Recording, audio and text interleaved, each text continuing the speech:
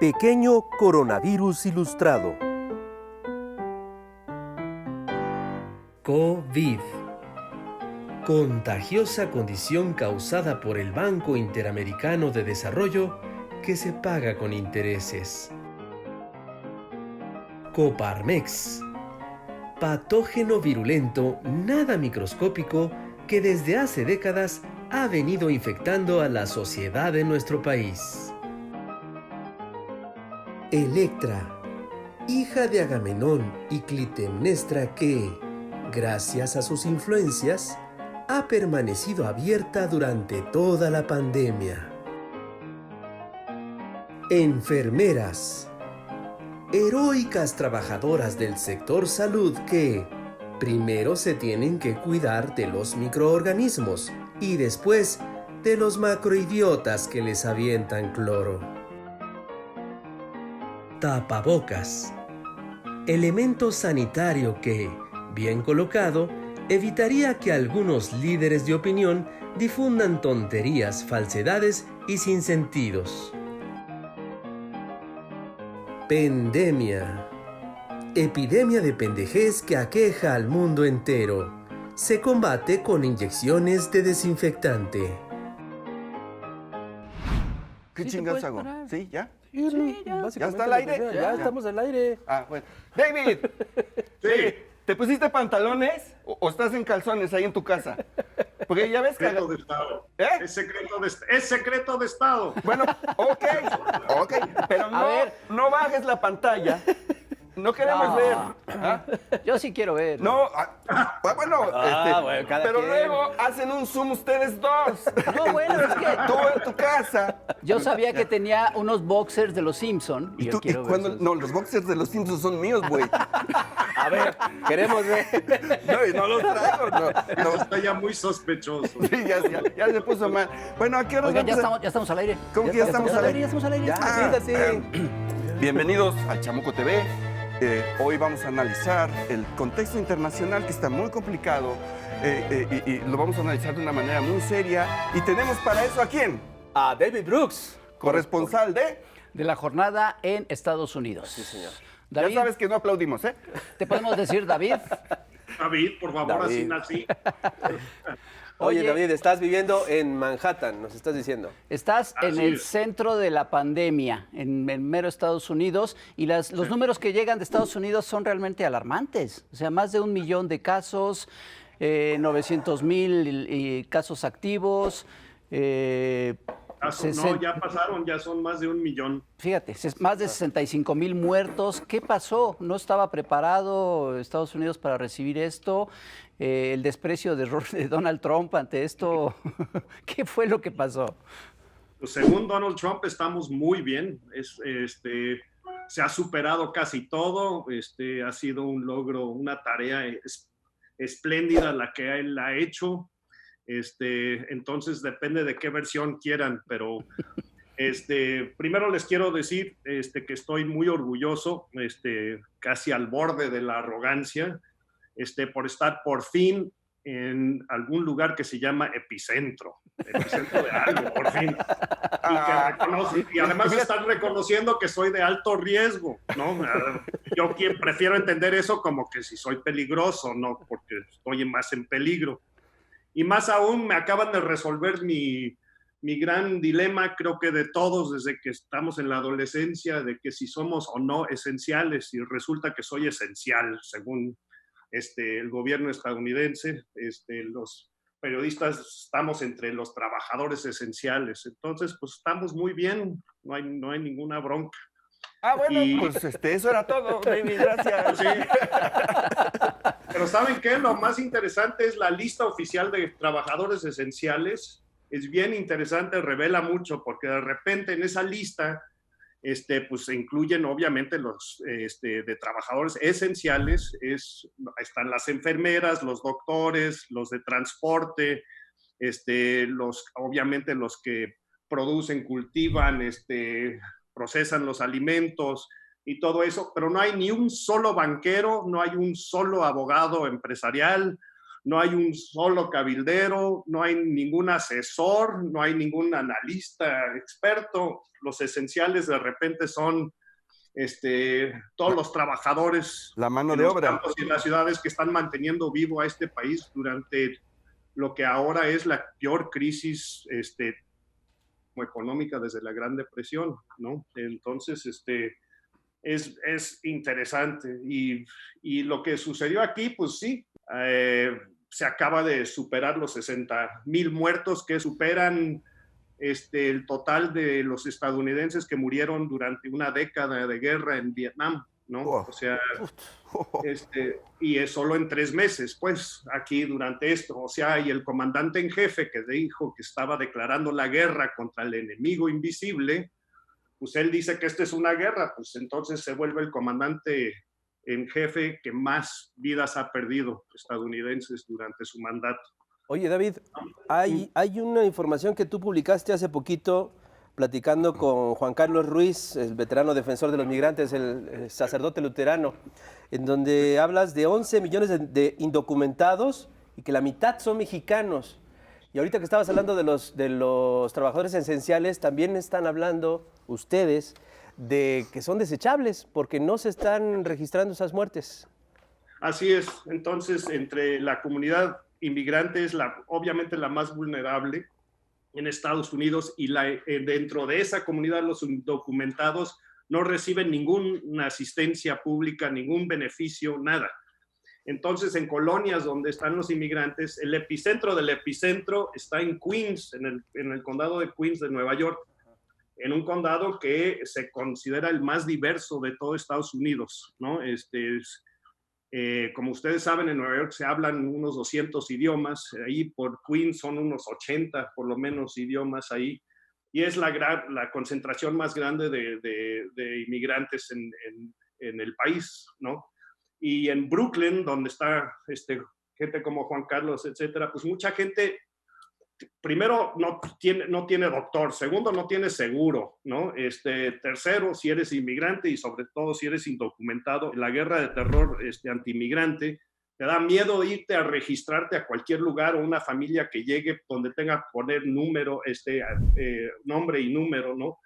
Entonces, mucha gente se está muriendo en casa y esos números todavía no se están contabilizando. Se supone que hay miles y miles y miles más de muertes de las que están oficialmente ya registradas, y son en colonias como esas. Y además, pues estamos en un lugar donde en el mes de abril se estaba muriendo un neoyorquino cada 2 minutos en promedio. Cada 2 minutos. Ay, 800 al día. Y solamente en Nueva York. En la ciudad de Nueva York, ¿no? Entonces era 4 veces la tasa normal, ¿no? De un día a día. Entonces, ¿qué sucede? Que una vez, aunque cuando estás vivo no te atienden, pues ni en la muerte, ¿no? Las morgues están saturadas, los crematorios están trabajando las 24 horas y no alcanzan, ¿no? De veras están amontonados los cadáveres, acaban de encontrar de cadáveres en Brooklyn, ¿no? Y el director de la funeraria que estaba ahí, pues nomás dijo, pues no tengo ninguna justificación, nomás ya no caben, ya no tengo lugar para ellos, punto, ¿no? Y entonces, pues estamos en una cosa donde los que no son identificados y nadie viene por ellos, ¿no? Son puestos en una fosa común, aquí al norte, junto a una islita donde se pone a la gente no identificada cuando muere.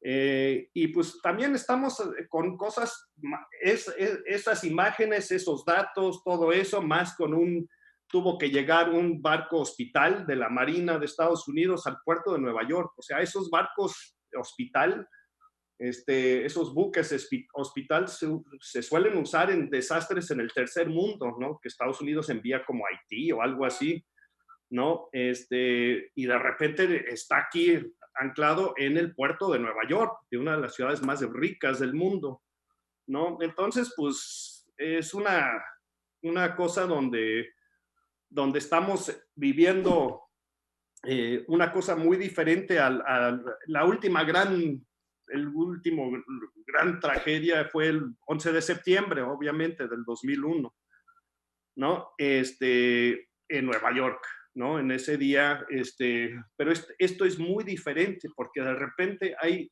todo el, como decía antes, lo más ensordecedor en Nueva York ahorita es el silencio, ¿no? Porque por la cuarentena parcial, pues la ciudad, sus 35, más de 30 teatros de Broadway, todos sus museos icónicos, todo lo icónico de Nueva York, Times Square, todo, pues no hay nadie, ¿no? De repente todo está cerrado, sus 25,000 restaurantes y cafés, casi todos cerrados, ¿no?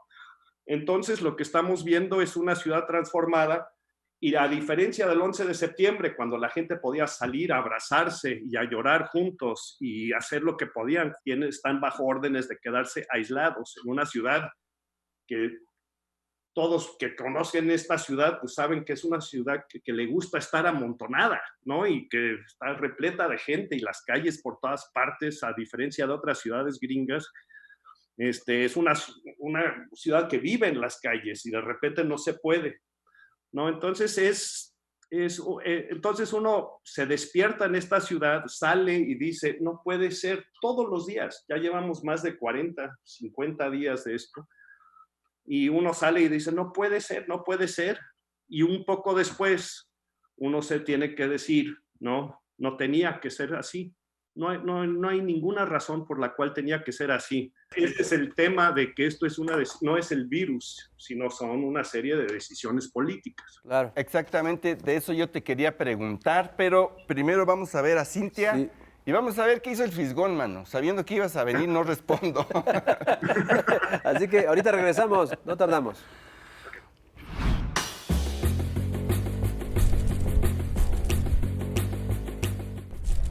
Querido electorado, contingencia o no contingencia por coronavirus, las brechas salarial y laboral de género siguen sin cambiar. He aquí nuestro dilema. Hablemos pues del trabajo de las mujeres.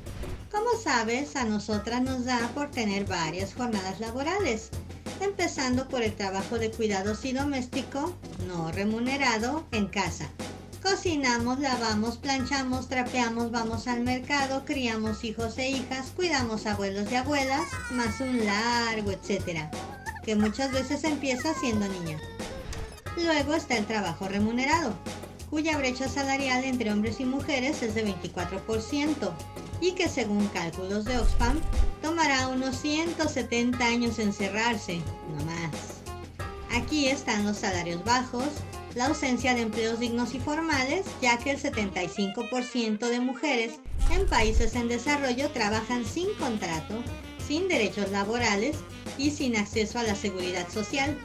Según estudios comparativos entre el desempeño de unos y otras, las mujeres habrán trabajado en promedio 4 años más que los hombres, contando el trabajo remunerado y no remunerado en conjunto. ¡Qué a gusto, señores! El sostén de María Godín de riquezas no tiene fin. Se estima que la contribución a la economía mundial del trabajo no remunerado, además, equivale a 10.8 billones de dólares al año, según la ONU. Qué curioso que a las mujeres se nos estereotipe como interesadas en un mundo en el que hay más mujeres pobres que hombres, en el que se les paga más por el mismo trabajo y en el que la riqueza está concentrada en manos de ellos indiscutiblemente. Para transformar este patriarcado del horror y la explotación, hace falta un cambio profundo en lo cultural, en lo político y lo económico. Empecemos en casa, al ser corresponsables en el trabajo de cuidados, crianza y en el doméstico. Ajá, ¿y la 4T qué? A esta le toca procurar modelos laborales justos y equitativos, ejercer una economía humana que apoye el acceso de las mujeres al trabajo en condiciones dignas, para reducir su pobreza y así garantizar nuestros derechos. Es responsabilidad de un buen gobierno. La epidemia del coronavirus ha abierto un portal en el que el futuro de la humanidad se juega en universos paralelos. En la actual crisis mundial de salud, la humanidad está partida en dos universos alternativos. Por un lado tenemos que la oligarquía neoliberal, que es la gran responsable de la crisis sanitaria mundial, busca utilizar la pandemia para hacer toda una serie de reajustes económicos y políticos y poder perpetuar el modelo de libre comercio que está haciendo agua por todas partes. Los beneficiarios del monetarismo saben que su ventana de oportunidad para rehacerse es muy estrecha, saben que es ahora o nunca.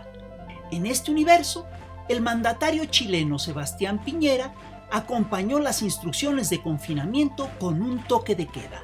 En este universo también, mientras sus gobernados se infectan sin control y mueren por miles, Donald Trump anunció un gran operativo antinarcóticos, acusó al presidente venezolano Nicolás Maduro de terrorista y envió barcos de guerra, aviones espía y miles de tropas para invadir Venezuela. En este mismo universo, en España, la derecha franquista ha usado la epidemia para denostar al gobierno progresista del socialista Pedro Sánchez, que gobierna en alianza con Podemos. Del mismo modo, la derecha mexicana está aprovechando la epidemia para arreciar su campaña de descrédito contra la administración de López Obrador. En este universo, en plena crisis sanitaria, la derecha neoliberal está dispuesta a sacrificar a la gente en aras del mercado. Apuestan contra la humanidad, pero a favor de la bolsa. En otro universo, en el que vivimos millones, la pandemia es la gran oportunidad para replantearnos en qué mundo queremos vivir. ¿Queremos perpetuar el saqueo y la sobreexplotación que nos han llevado a la actual crisis económica y sanitaria? ¿Queremos seguir viviendo en un modelo que propicia el despojo, el ecocidio y la crisis climática, la cual muy probablemente favorece los brotes infecciosos? ¿No es tiempo de reconstruir sistemas de salud que le den servicio a toda la población? ¿No es más importante la vida que la bolsa de valores? ¿No es mejor para todos que busquemos una salida solidaria y humanista a la crisis sanitaria? ¿No sería más sano combatir las fake news y difundir la verdad? ¿No es urgente impulsar la unidad de la nación en torno a las medidas de la Secretaría de Salud? Bueno, impulsemos la unidad de la nación en contra de la pandemia. Oye, David, ahora que dijiste que no tenía por qué haber sido así, yo quería preguntarte, Trump, una de las primeras cosas que hizo llegando a la presidencia fue desmantelar el Obamacare, que apenas estaba en construcción. ¿Qué hubiera pasado si el Obamacare todavía existiera o si estuviera Obama en la presidencia con este programa, que era un programa de salubridad social, ¿no es cierto? ¿Hubiera servido de algo o de nada? Porque el problema ahí es que la salud es totalmente privada y la gente que no tiene un seguro privado de gastos médicos está jodida como... No, y además, además de eso, en la gran mayoría de casos, por lo menos en el sector formal, tu seguro de salud depende de tu trabajo. Entonces, en las últimas 6 semanas han quedado desempleados en el sector formal más de 30 millones de gente, ¿no? Esa es la cifra oficial. Eso no incluye a los indocumentados que no se en esas listas para los beneficios de desempleo. No se puede, entonces, y un montón de gente que todavía no se registra, pero son 30 millones. Cuando ya te despiden o ya no tienes trabajo, también tu seguro de salud deja de estar activo, y por lo tanto, en medio de una pandemia, tenemos a 30 millones de gentes que no tienen seguro de salud, más de los que 80 millones que antes no tenían seguro o tenían un seguro que era insuficiente, ¿no? Y el Obamacare intentaba aliviar un poco eso, y se estaba logrando un poco, pero lo que se acaba de descubrir con esta crisis, digo, todo el mundo lo sabía, pero ahora sí está más que evidente, es de que no hay sistema de salud público en Estados Unidos. Es el único país avanzado que no garantiza el derecho a la salud, ¿no? El único de los países avanzados que tiene a una población que que está desprotegida, ¿no? Entonces, y además, más que eso, además de los seguros, se descubrió de que, imagínense esto, o sea, los doctores y las enfermeras, los que estaban en las ambulancias, los que siguen haciendo todo eso, en el país más rico de la historia, en la ciudad más rica de este país, no hay suficientes cosas básicas para proteger a esa gente, mascarillas, guantes, batas, ni hablar de los aparatos como respiradores, ni las pruebas diagnósticas que lo que hacen en una pandemia es que no te vas ciego, no saben cómo, no es posible, no tienes el instrumento para diagnosticar. Bueno, entonces eso, tienes a la gente en las trincheras, ¿no? De primer auxilio, que no tienen suficiente protección, entonces de repente los doctores y las enfermeras estaban teniendo como pacientes a sus propios compañeros y compañeras, a enfermeras y doctores que caían, ¿no? Y todos conocemos a doctores y a enfermeras que se han muerto, ¿no?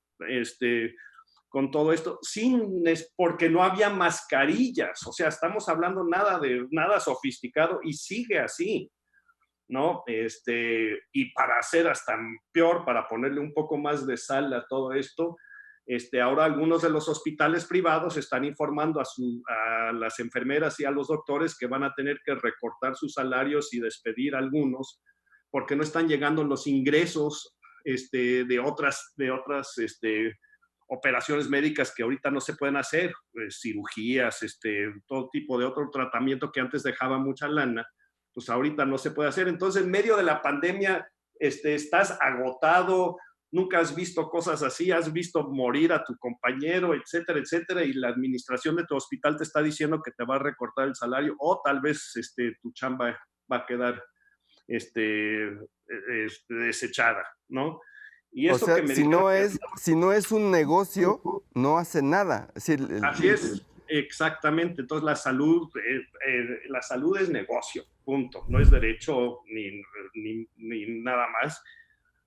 Entonces, pues de repente estás aquí viendo el buque la falta de mascarillas, el número de muertes, etcétera, etcétera, y pues te dicen que estás en el primer mundo, por lo menos a mí me lo dijeron. Y pues resulta que es puro fake news, ¿no? Y que no nada más es Trump, son 4 décadas de políticas neoliberales que han desmantelado todo el sistema de bienestar básico de Estados Unidos. O sea, sí es una pandemia neoliberal, en verdad. David, hace un momento comentabas de las escenas en Manhattan, una ciudad siempre llena de gente, las calles llenas de gente, que ahora es totalmente irreconocible. Times Square totalmente vacía y demás. Pero hace unas semanas vimos imágenes de Nueva York de gente que quería salir y que estaba organizando protestas y manifestaciones para exigir su derecho a salir a la calle. ¿Cómo ha reaccionado en general la sociedad, no solo en Nueva York, sino en todo Estados Unidos frente a esto? Es ahorita una disputa espantosa, ¿no? Porque mientras estas gentes que están en las llamadas trincheras para intentar rescatar a todos, hay todo un movimiento alimentado y nutrido por la derecha, incluso por Trump, diciendo que ya es hora de quitar las medidas de cuarentena y de distanciamiento social, ¿no? Porque lo que más les interesa y lo que más les importa es reactivar la economía. Y entonces, de repente tenemos escenas, solo en estos últimos días, de gente armada entrando al Capitolio en Michigan, ¿no? Exigiendo que la gobernadora quite las medidas, ¿no? En otros lugares como Georgia, el gobernador republicano ya las acaba de anular. En otros lugares como en Florida, en Texas, también están haciendo eso, a pesar de que todos los expertos de salud pública están diciendo que esto va a costar más muertes. Entonces, pero tienes a gente de la derecha diciendo que la libertad es lo más importante y que las medidas sanitarias son una invasión de su libertad personal. Entonces van con sus banderas gringas, y van armados en algunos de estos casos. Oye, David, ¿y cuál es la idea de ir armado? No entiendo. ¿Es para matar al virus? ¿O? Es para defender la libertad.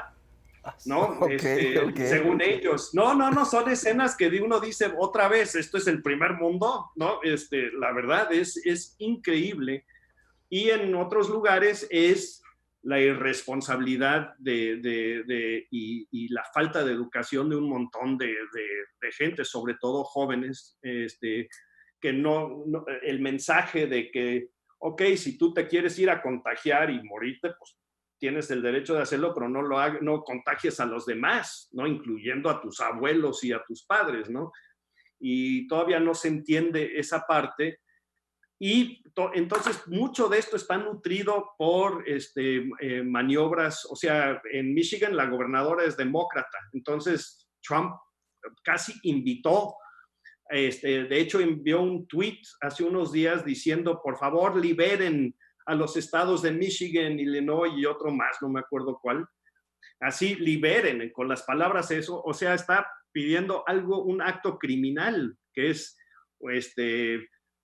llegar y derrocar a gobiernos estatales, o qué se tiene que entender por eso, ¿no? Entonces estamos viendo unas escenas espantosas y al mismo tiempo estamos viendo que el país, o sea, que está en medio de un ciclo electoral. Entonces para Trump, su reelección se basaba sobre el auge de Wall Street, sobre todo, ¿no? Y ahora todo eso está, pues obviamente cancelado y con más de 30 millones de desempleados formales y con una contracción económica no vista en 8 décadas, pues estamos, para él se les desespera recuperar todo eso. Oye, David, yo me quedé picado con este rollo. Precisamente ahorita estábamos en el cortecito platicando y Pepe se acordó de las empresas esenciales que siguen funcionando en Estados Unidos. Y es precisamente, como estabas hablando de la venta de armas, es una de ellas. Es increíble cómo se elevó incluso el número de ventas de armas, pero también hay otro número que no quiero dejar de señalar, que bien marcaste aquí en una nota que publicaste el 30 de abril, sobre la desigualdad. Mientras se pierden 22 millones de trabajos en el sector formal, la fortuna de Jeff Bezos, fundador de Amazon, de Bill Gates, de Warren Buffett, aumentó 10%. Así es. ¿Cómo se explica esto? Porque pedimos muchos libros por Amazon. Ah, pues sí, ¿verdad? Exacto. ¿Qué pasó ahí? Digo, la otra parte de esta pandemia es que ha dejado al descubierto todas las 4 décadas de los efectos de la agenda neoliberal implementadas de los tiempos de Reagan, ¿no? Que nos ha llevado a una brecha de desigualdad sin precedente desde la Gran Depresión, antes de la Gran Depresión. Entonces, ahorita justo en el mismo periodo donde se vio la pérdida de estos 30 millones de empleos, ¿no? Formal, las fortunas de unos cuantos de los multimillonarios se incrementaron por 282 mil millones en esas mismas 6 semanas. O sea, esa ganancia es de un incremento del 10% de su fortuna, ¿no? Y como puse en esa nota, la fortuna personal de Bezos, pues se subió casi 25 mil millones en ese periodo, que es equivalente eso al Producto Interno Bruto de Honduras, ¿no? Nada más el incremento, no su fortuna total, nada más lo que él se incrementó. Entonces, estamos viendo una brecha espantosa y obviamente el virus no discrimina, ¿no?, entre ricos y pobres, pero el impacto social y económico, por supuesto que lo está haciendo, ¿no? Y lo estamos viendo por todas partes. No sabemos cómo va a sobrevivir la gente. Está desesperada, hay hambre, o sea, se reporta que hay más y más y más demanda para alimentos, ¿no? Y que la gente no tiene lo suficiente para comer, y los que ya estaban en la pobreza, ¿no?, incluyendo los menores de edad, pues eso se va a incrementar mucho más si esto sigue igual, ¿no? Chomsky decía que, acaba de reiterar Chomsky, de que lo que estamos viendo entre lo que estamos describiendo de la respuesta a esta pandemia en la parte de salud, como sus efectos económicos y sociales, que Estados Unidos se debería de calificar como un estado fallido, ¿no? Uno que no puede atender las necesidades básicas de su propia población, pero además tiene un problema más, es un estado fallido que pone en peligro al resto del planeta, ¿no? Por ser superpoder. No, y entonces, pues ahorita tenemos el presidente más peligroso de la historia de Estados Unidos, como decía Bernie Sanders, ¿no? Es lo que tenemos al frente de todo esto. Y por lo tanto, entre la desesperación, el populismo fácil que usa Trump, y en este momento donde hay desesperación, pues por supuesto están buscando a quién echarle la culpa. Y pues ustedes adivinen a quién. Como siempre, ¿no? A los extranjeros. A los chinos, ¿no?, malvados que inventaron el virus. Oye, David, una pregunta, David. Antes de la revolución conservadora de Reagan, del neoliberalismo, pues, ¿había un sistema de salud pública en Estados Unidos? Había no. Siempre ha sido un país que no había establecido algo parecido a los europeos, pero sí había una red de bienestar social que sí te daba por lo menos lo básico. O sea, sí podías, y había muchos más hospitales públicos, ¿no? Eso sí, y clínicas públicas. Y había programas de prevención y todo eso. Eso se ha ido desmantelando poco a poco, ¿no? Y también se ha transformado en un sistema que antes era un sistema, hospitales casi todos están fundados por diferentes iglesias, ¿no? O religiones, pero ya no, ya son empresotas, ¿no? Independientes de eso. Pero tenían que cumplir con tenían que cumplir con atender a la gente que estaba a su alrededor, en su vecindad, en la colonia donde estaba el hospital. Ahora, eso es mucho menos. Y por la falta de clínicas de salud básica y todo eso que antes existía en las comunidades, el primer punto de contacto de una gente pobre o un inmigrante es casi siempre en la sala de emergencia ahora. Es el único lugar donde te puedes ir, porque no tienes que esperar hasta que estés al borde de la muerte o que tengas algo muy grave, porque antes de eso nunca ves a un doctor. ¿Cómo? ¿Con qué pagas? ¿No? Entonces está eso, y eso se ha deteriorado hasta el punto donde estamos viendo este número de muertes que todo esto podría haber sido evitado, todo. David, hace un momento hablabas de Trump, que está en su año electoral. Hace unas semanas se daba ya por hecho que Trump se iba a reelegir, iba por su segundo mandato. Y sobre todo después de lo de Bernie Sanders. ¿Qué pasó con Bernie Sanders? Ya los que queríamos ver una reunión bilateral México-Estados Unidos con López Obrador y Bernie Sanders, pues ya nos quedamos con las ganas. ¿Qué pasó ahí? Bernie Sanders. ¿Y tú crees que se le complica? Hace un momento apuntabas un poco en ese sentido. ¿Crees que sí se le complica ahora la reelección a Trump? Pues en lo primero, lo de Bernie Sanders ahí sí tenemos que platicar largo porque es complicado, pero nunca hay gente que dice que tal vez fue el candidato presidencial de izquierda más exitoso de la historia de Estados Unidos, en términos de que, aunque no llegó... Nunca llegó a candidato. No llegó, transformó el debate público y el debate para todos los otros candidatos. Él fue el que definió la agenda, y es bien interesante cuál era la agenda. La agenda viene de la frase famosa de los altermundistas, desde hace de los 90s, pasando por Seattle, pasando por Ocupa Wall Street, del 1% y el 99%, ¿no? El 1%, los más ricos controlando las supuestas democracias, y la corrupción de la democracia esencial en eso, pues fue la base del discurso de Sanders, y sigue siendo ahorita con la pandemia, pues otra vez está al fondo.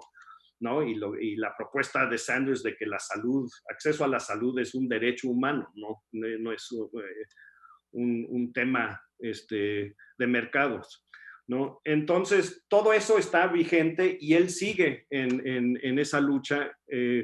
¿Qué pasó con él y con su candidatura? Pues más que nada fue el sabotaje por la cúpula demócrata, no los republicanos. A veces lo vieron como una amenaza más, una peor amenaza que Trump, ¿no? En algunos momentos hicieron todo para descarrilar su candidatura, ¿no? Su precandidatura. Fuego amigo, ¿no? Así es, porque les daba miedo, porque él estaba diciendo, esta campaña tiene que ver contra todo el establishment, no nada más contra Trump, ¿no? Y Joe Biden, el que ahora supuestamente va a ser el candidato, pues su gran invitación es un regreso a la normalidad y el gran enemigo de eso es Trump, no la cúpula empresarial, económica, política del país, sino regresar a eso que es lo normal, ¿no? Y esa es la gran disputa ahora, que es, de veras vamos a regresarnos a lo que era la normalidad antes, pues de ahí salió todo este desastre. Claro. ¿No? Entonces, pero en términos de si Trump puede prosperar o no, pues eso es lo que nos tiene todo, creo que a todos que viven en este país, como a todos en otras partes del mundo, pues es lo más peligroso para los tres de ustedes, ¿no? Porque pues, y para todos los maestros del humor, es difícil ser más cómico que él, ¿no? O sea, los va a dejar sin chamba. Y entonces, pues el genio peligroso es un bufón muy peligroso, el genio estable, ¿no? El mismo que nos ha recomendado inyectarnos, ¿no? Con cloro y meternos luz, pero no sé por dónde. Eso quería yo preguntarte, si ya te estás inyectando y la lamparita, ¿por dónde o cómo? No, increíble, ¿no? Creo que Apple ya está desarrollando unas...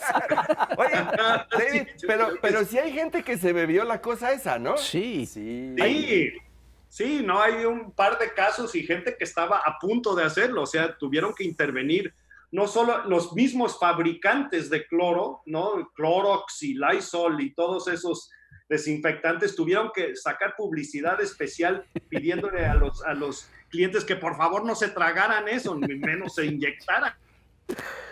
Y hasta y todos los expertos médicos, pero pues, no, es increíble. Oye, me parece que fue The Boston Globe que sacó un editorial diciendo ya de plano que Trump tiene las manos manchadas de sangre, ¿no? Así es. Exactamente. Y eso así es. No, y es lo que estamos diciendo, que todo esto no tenía que ser así. O sea, Estados Unidos tenía estudios desde hace décadas, como igual que la Organización Mundial de Salud, todos esos han tenido estudios de evaluando qué hacer, ¿no? Y en espera de una pandemia, ¿no? Justo como esta. De hecho, hubo un ejercicio el año pasado en Estados Unidos de varios meses para pensar en cómo se podía responder a una situación hipotética justo como esta, ¿no? Y qué se necesitaría y todo eso. Todas las agencias de inteligencia, el Pentágono, tenían planes, sabían que no era pregunta de si iba a suceder, sino cuándo, ¿no? Entonces, no se puede decir que no sabían que algo así iba a suceder, ¿no? Y resulta que en los gobiernos anteriores no hicieron lo suficiente para almacenar estas cosas básicas, respiradores, pero también el equipo de protección personal de los doctores y las enfermeras y todo eso. No cumplieron con las mismas recomendaciones de todo esto, ¿no?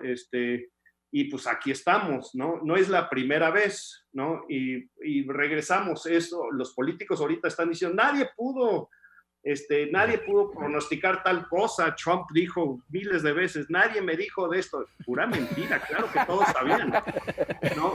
Además habían intentado informarle a él en los meses anteriores y justo cuando esto se descubrió en China, empezaron a tratar de hacer el briefing gentes jefes de inteligencia y no les permitió. No captaron su atención, digamos. No. Y entonces lo que tenemos ahora es una cosa muy chistosa, ¿no? Horrible, pero chistosa, ¿no? De que todos menos él tienen la culpa. Entonces es la Organización Mundial de Salud a que le amenaza en quitarle el presupuesto en medio de una pandemia de estas dimensiones, ¿no? Y por supuesto a los chinos. Y tenemos que recordar que en Estados Unidos toda la amenaza parece venir del extranjero, ¿no? Entonces acuérdense que el SIDA venía de Haití al inicio, se llamaba la enfermedad de Haití, ¿no? Que venía a amenazar a Estados Unidos. Después estaba el ébola de África, había el SARS, que era de Medio Oriente, pues la influenza porcina que venía de México, ¿no? Según ellos, siempre es del extranjero, ¿no? Y que vienen a infectar a este país puro, ¿no? Y saludable. Entonces, pues les pongo de reto que en algún momento, si podemos identificar cuál es el virus estadounidense.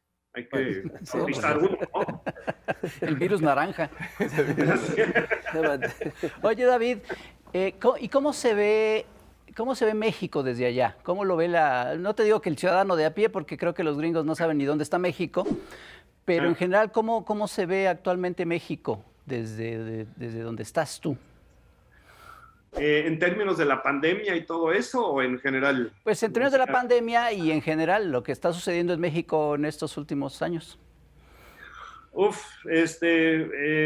Mira, es una cosa que no me explico ahorita, y de veras es una interrogante, si vemos nada más la parte progresista de Estados Unidos, vemos ese sector que supuestamente sí se fija en los cambios en otras partes del mundo, como que no han registrado el cambio que ha sucedido en México, ni el cambio político, ni la expresión del pueblo en las elecciones, ¿no?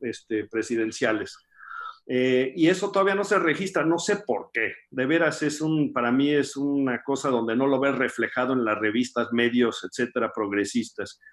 Para el resto de la población, pues está el gran debate donde tienes a un presidente que hizo campaña sobre México, ¿no? Llegó a la Casa Blanca usando el tema de México, los mexicanos como violadores, drogadictos y ahora portadores de virus. Él insiste que su muro va a ayudarle a frenar el virus, ¿no? El virus le vale madre, pero pues un muro, ¿no? Pero según él, ¿no? Y entonces, pues, ha habido 4 años de una campaña anti-mexicano, ¿no? Anti-inmigrante, con consecuencias espantosas, ¿no? Para las comunidades inmigrantes, como bien saben, ¿no? En términos de que viven en terror, y ese es el punto, es sembrar el terror, en las comunidades inmigrantes. Entonces, México se ve mucho por el enfoque ese, ¿no? Y si estás en oposición o eres parte del sector liberal o no eres militante de Trump, pues te meten en un debate sobre, bueno, sí se tiene que proteger y defender la frontera y al mismo tiempo se tiene que portar uno bien con migrantes y todo eso, ¿no? Y entonces, pues, de repente estamos otra vez, regresando a esta pandemia, ¿quiénes están rescatando y quiénes están en las trincheras, ¿no? Pues son los inmigrantes, o sea, incluyendo los doctores, creo que son casi 1/3 los doctores son inmigrantes. Exactamente. Más las enfermeras, o sea, los que están rescatando a los estadounidenses de esta pandemia, además de los que cultivan y cosechan en los campos, los que llevan el alimento de todos los restaurantes que abren, pero que solo hacen entregas a casa, pues todos esos, los que están en las bicis y todo eso, entregándote la comida para que no salgas de tu casa, pues son todos inmigrantes mexicanos. También en hospitales, ¿no? Y en los hospitales, desde los que hacen la limpieza hasta los doctores, ¿no? Pues, entonces, estás en eso donde otra vez, entre los que están rescatando a este país en esta pandemia, pues son inmigrantes, no todos, pero una buena parte, y son los que están atacando al mismo tiempo en las calles ahora. O sea, cuando les dicen que es la influencia china o el virus chino, pues de inmediato subieron los crímenes de odio contra cualquier persona que se veía como asiática, ¿no? Dios mío, qué bárbaro. Tú, pues, regrésate a tu país, tú trajiste esta enfermedad para acá, en serio. O sea, se han registrado oficialmente eso. Lo mismo que hizo Trump con los mexicanos al inicio, ¿no? Donde los crímenes de odio estaban por los cielos, ¿no? Incrementándose. Entonces, pues tenemos esa situación donde el prisma de México, o sea, la visión hacia México es una donde hay ahora el empresariado estadounidense junto con Trump, partes de ellos, pues lo que más les urge es que sigan funcionando las maquiladoras, ¿no? Claro, claro. ¿No? Entonces, pues tenemos todo ese debate. Entonces, México es visto así y todavía no hay suficiente interacción, creo, entre los cambios y los sectores progresistas de este lado, ¿no? Y para entablar un nuevo diálogo, para saber a dónde vamos juntos, ¿no? Porque los dos enfrentamos esto, ¿no? ¿Y ahora el futuro qué? O sea, con la dependencia de México sobre Estados Unidos, pues con esta crisis económica de acá, o sea, fíjense el impacto inmediato, los tres flujos de fondos a México desde Estados Unidos, los tres principales, están afectados por esta pandemia de una manera extraordinaria, ¿no? Ni hablar del precio del petróleo ahorita, que es el principal, pero las remesas, o sea, con el desempleo que hay aquí ahorita, pues las remesas se van a desplomar, ¿no? Y la otra cosa rara es que todo el comercio de droga ilícita también está interrumpido por todo esto, porque las redes de distribución y quién está en las calles y cómo llegas a cualquier lugar, pues está más difícil que nunca. Uy, eso sí les ha de preocupar bastante, ¿no? Pues sí, No, claro. pues de aquí, mano, porque es el principal pilar de nuestra economía ya. Sí. Entonces, pues, Desde hace un rato. Lamentablemente. todo eso es dato. Y en paréntesis, como habíamos dicho, de esos comercios designados como esenciales, pues por supuesto en los casi más de 20 estados donde la marihuana está legalizada ya, pues el gobierno anunció de que, no el federal, los estatales, de que las tiendas de marihuana sí son parte de los servicios esenciales, igual que las que venden alcohol y armas. Hay que Pues hay que relajarse. relajarse, David, oye. Sí, mira, te ves muy inquieto, David. La verdad. Por eso te mueves tanto. Pues es que estoy evadiendo, pues imagínate un borracho con un rifle, pues sí, ahorita de asalto, ¿no? Pues no es fácil navegar las calles afuera, aunque ni preguntan si soy esencial o no, nomás disparan, ¿no? Pues sí. Oye, entonces, ya para ir terminando, ¿cómo ves el panorama de la economía en Estados Unidos? Leí ayer, ¿cuánto bajó la economía? 6. Sí, ya ni me acuerdo cuál fue, pero esperan que se desplome Creo que 6%, una cosa así. Sí, anualizado, ¿no? Pero es el próximo trimestre donde se va a registrar lo peor, ¿no? Y algunos esperan que se venga abajo un 30%, ¿no? Anualizado. O sea, se congeló la economía totalmente, ¿no? O sea, tienes a Disneylandia y a Las Vegas cerrado, ¿no?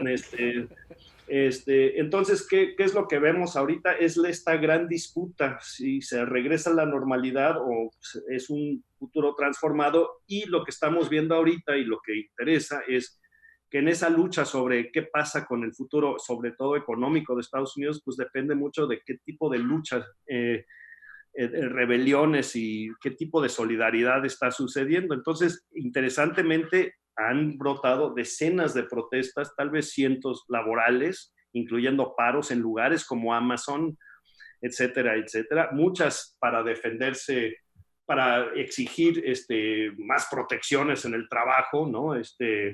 mascarillas, etcétera, pero son cientos por todo el país, ¿no? Además, se ha convocado a miles de gentes a hacer lo que se llama una huelga de renta entre inquilinos, ¿no? Para pedir que se cancelen la renta mientras dura esta crisis económica provocada por la pandemia. Y además hay paros estudiantiles que dicen que no quieren ya pagar y que quieren una reducción, obviamente, en las cuotas universitarias y todo eso. Y al mismo tiempo hay cosas nuevas, ¿no? Aparecen grupos y organizaciones de asistencia mutua, ¿no? Un concepto anarquista, donde no, en lugar de caridad es solidaridad, ¿no? ¿Cierto? Donde te vas organizando comunidades para hacer llegar lo más necesario a toda la gente que necesita en esa comunidad, sean alimentos, medicinas, etcétera, etcétera. Y son viejas expresiones, algunas son recién nacidas ahorita, que están brotando por todo el país, ¿no? Y además hay cosas un poquito más de caridad, como el chef José Andrés, el español, ¿no? Que está preparando más de 2 millones de alimentos con voluntarios de todas partes. Y también hay cosas rarísimas que no son de izquierda, pero son como uno de los hoteles más lujosos de Nueva York, el Four Seasons, ahí en la 57, ya sé que todos ustedes se han quedado ahí. Claro, la suite presidencial, sí, 15 días, obvio. Donde se cobraba $1,250 la noche, ¿no? Cerró y reabrió por órdenes de su dueño para hacer dormitorio para todo personal médico que está respondiendo a esto, gratis, ¿no? Entonces hay cosas donde se está cambiando la visión económica, sea vivienda, sea trabajo, sea, si eres esencial, ¿por qué no te pagan bien? ¿No? Cosas así, justo y acompañado, y creo que esto es muy importante, con expresiones de la cultura, que son la solidaridad que nos acompaña y que necesitamos y que nos nutre, ¿no? Que se puede ser desde un video de Yo-Yo Ma haciendo una maravilla de 2 minutos, a los cómicos, comediantes famosos, ¿no? Stephen Colbert y todo esto, que han sido guías importantísimos para enfrentar el fake news y la mentira y la manipulación de la cúpula política, ¿no? Y entonces está empezando una batalla interesante, todavía es un mosaico muy fragmentado, ¿no? Pero de repente la gente diciendo qué tipo de futuro queremos y no necesariamente regresar a más de lo mismo, que es lo que provocó todo eso, y en términos económicos eso qué implica, ¿no? Pero pues a ver a dónde vamos. O sea, todas las noches a las 7 de la noche aquí en Nueva York se abren las ventanas y la gente empieza a aplaudir y tocar con sus ollas y campanas, etcétera, etcétera, para una gran ovación a los trabajadores esenciales, sobre todo a los de salud, ¿no? Entonces todos salen de su aislamiento individual en esta ciudad y de repente es un abrazo, ¿no? Y ruido, todas las noches a las 7. Bueno, si esa solidaridad empieza a expresarse en otras maneras, por primera vez, pues puede eso llevar a cierta esperanza en este país de que por lo menos algo diferente salga de esta experiencia espantosa de la pandemia. Pues sí, pues eso es lo importante, que algo distinto salga. Ya sea con Trump o con Biden, a ver. Vamos a ver, con todo el planeta. O con ninguno de los dos, por favor. Oye, no habrá, mi querido no hay otra opción. Pues muchas gracias, te mandamos un abrazo a la distancia. Igualmente. Cuídate mucho, por favor. Mucho. Muchas gracias, David. Oye, cuídate mucho, por favor. Sí. No, igualmente allá, ya saben que con muro o sin muro, pues estamos ni modo vinculados. Exactamente. Sí, ya te chingaste, man. Qué chingón verte, qué placer platicar contigo. Muchas gracias, en serio. Y muchas gracias al público por estar aquí con nosotros una vez más. No se pierda el próximo capítulo. Aún no tenemos invitado, pero ya veremos. Siempre es muy interesante. Compren la revista de este mes de mayo. Cuídense mucho. No salga de casa.